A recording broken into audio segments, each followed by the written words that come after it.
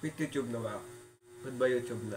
So, I'm currently making 1 week vlog challenge and Sunday ngayon, so bukas patapos na ako kasi nag-start ako ng Lunes. So, ayun nga. Ngayon, pagpasashare na akong para may napansin kayo or hindi ko alam kung na mag-aasin dito. Pero ayun nga. Para naman medyo kasi parang nakasigaso siya okay. Ayun nga. Kung papasin niyo yung mga videos ko, no, it has I have 140 plus subscribers. And kung papasin niyo, actually magbawas na ako mamaya. And kung papasin niyo, meron akong sa October 18, 2024, ako ay 6 years na sa YouTube. I have seen a lot of YouTubers na mas bata pa. Siguro mga 5 years, 4, 3, 2, 1, or less than 1 year yung kanilang YouTube channel. And they are more they have more subscribers than mine. Mas madami pa sa subscribers kaya sa akin. Mas madaming nanonood sa kanila, mas madaming kanto, mas madaming ganyan. Yung baka sa kanila, kumikita na eh. Di naman sa sumasahod, pero nakamonetize na sila. Paano naman ako?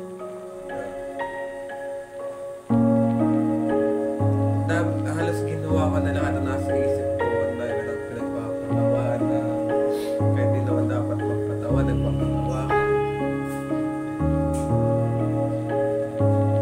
Ang dahil ko nang ginawa na nasa utak ko para lang mag-grow yung channel ko.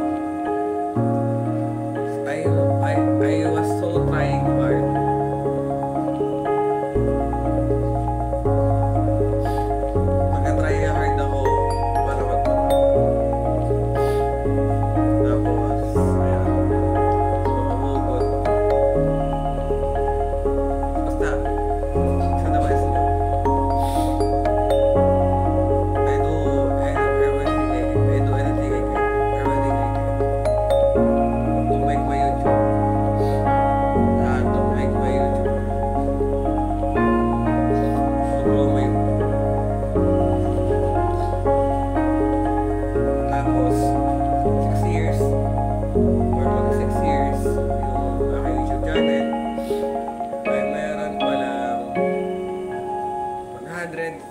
Subscribers.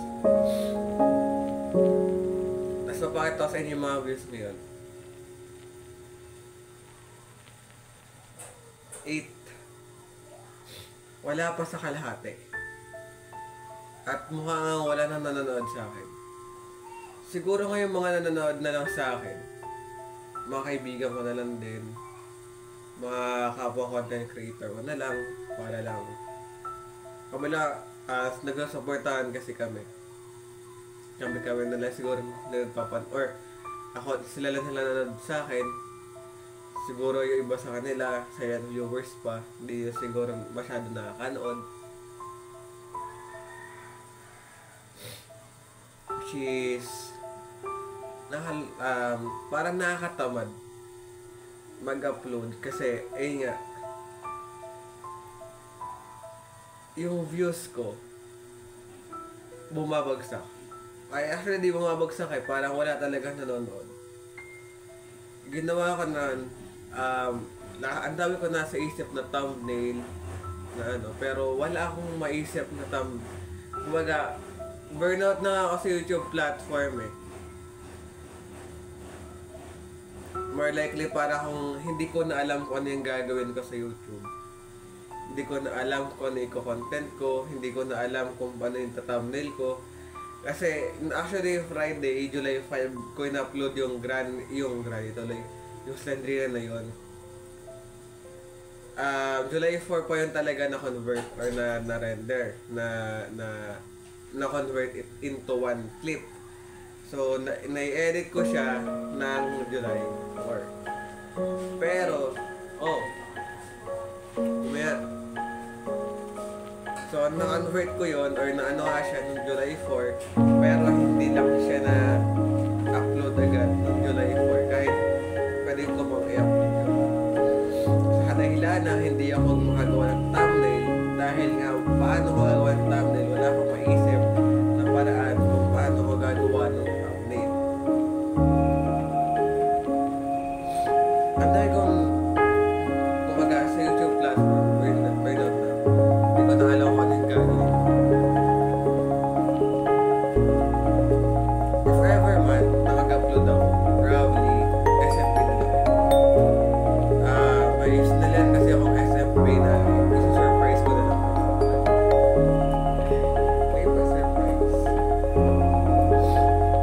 Pero siguro, ano lang yan, siguro sharing experience na lang yung gagawin. Hindi na ako, hindi na magsasalita. Wala na akong gagawin. Hindi na magsasalita. Recording na lang, i-upload ko na lang. At nilagay ko sa YouTube ko. After ko i-upload lahat ng naka-stop at lahat ng ire-redo or ire-record or lahat ng uulitin ko recording. Kasi with Boyrit nga, gumagawa kasi ako ng 1 week vlog challenge. Kaya ngayon, if ever man na mag-upload pa rin ako kasi bala ko na mag-quit YouTube na. Wala na kasi nanonood sa akin. Kaya gusto na din mag-quit. Sa tingin niyo ba, ayun, quit YouTube na ba? I-upload ko rin ito kay Linggo. Should I wanna quit YouTube. No longer uploading. If ever man na mag-upload, sharing experience na lang yun. Pag in-upload ko lahat ng mga naka-stock na videos ko at mga lahat na nai-edit ko na rin, na wala man lang progress or diba, in-upload ko yung lahat, nakita ko ay ganito pa rin yung views, ganito pa rin subscribers, kung baga walang pagbabago, walang growth. Goodbye YouTube na. So yeah, see you in a couple of weeks. July, 3rd week of July or 4th week of July.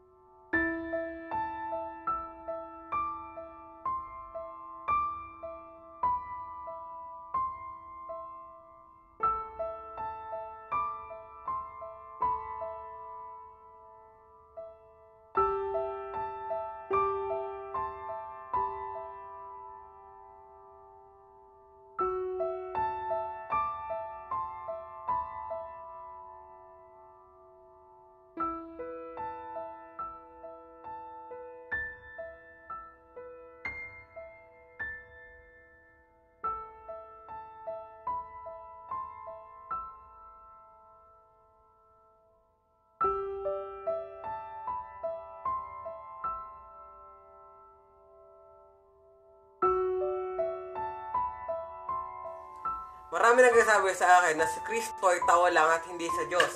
Sa video na ito, papatunayan natin na ang Panginoon sa Kristo ay Diyos.